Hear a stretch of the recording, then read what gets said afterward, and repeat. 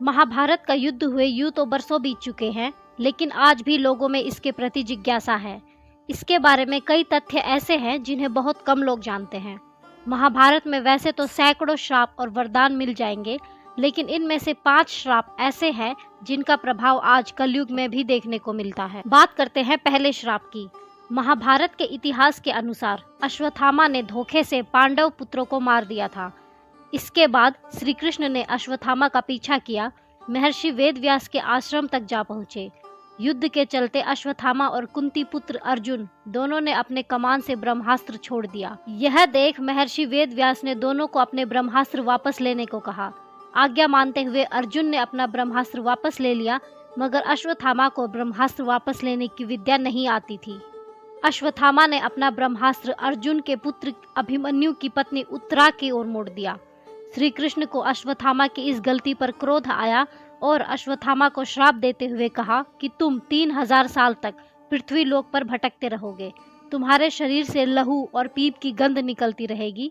कभी भी और कहीं भी तुम पुरुष जाति से बात नहीं कर पाओगे और दुर्गम जंगलों में भटकते रहो। अब बात करते हैं दूसरे श्राप की। युद्ध समाप्ति के दौरान जब युधिष्ठिर को कर्ण की मृत्यु के बाद माता कुंती द्वारा पता चला कि कर्ण उनका भाई था, यह सुनकर पांडवों को बहुत दुख पहुंचा और पूरे विधि विधान के तहत कर्ण का अंतिम संस्कार किया। उन्होंने अपने भाई कर्ण की मृत्यु का दुख जताते हुए पूरी नारी जाति को श्राप दिया कि कोई भी स्त्री किसी भी तरह का गोपनीय रहस्य आने वाले भविष्य में कभी छुपा नहीं पाएगी। अब बात करते हैं तीसरे श्राप की। कुंती पुत्र अर्जुन जब दिव्यास्त्र की शिक्षा पाने के लिए स्वर्ग लोक गए तो उर्वशी नाम की एक स्त्री उन पर आकर्षित हो गई, लेकिन अर्जुन ने उर्वशी जैसी अप्सरा को अपनी मां समान बताया। अर्जुन की बात सुनकर उर्वशी के मन में बड़ा क्षोभ हुआ और गुस्से में आकर अर्जुन को नपुंसक होने का श्राप दे दिया।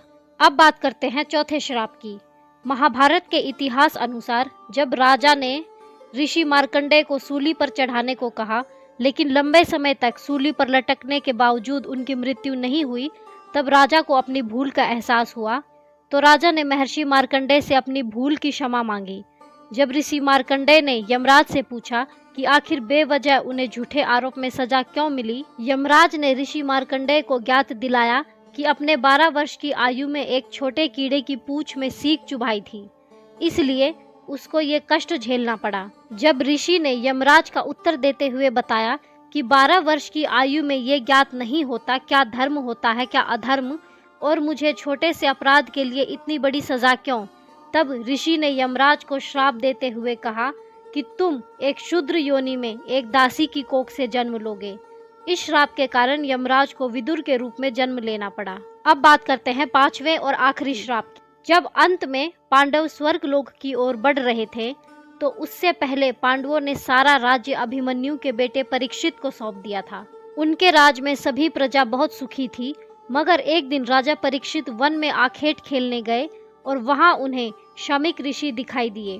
ऋषि अपनी तपस्या में लीन थे और उन्होंने मौन व्रत रखा हुआ था। मौन व्रत के कारण उन्होंने परीक्षित की किसी बात का जवाब नहीं दिया और उन्होंने गुस्से में आकर शमीक ऋषि पर मरा हुआ सांप फेंक दिया। शमीक ऋषि के पुत्र श्रृंगी को इस बात का पता चला तो उन्होंने परीक्षित को श्राप दिया कि आज से 7 दिन बाद तुम्हारी मृत्यु तक्षक नाग के डसने से हो जाएगी।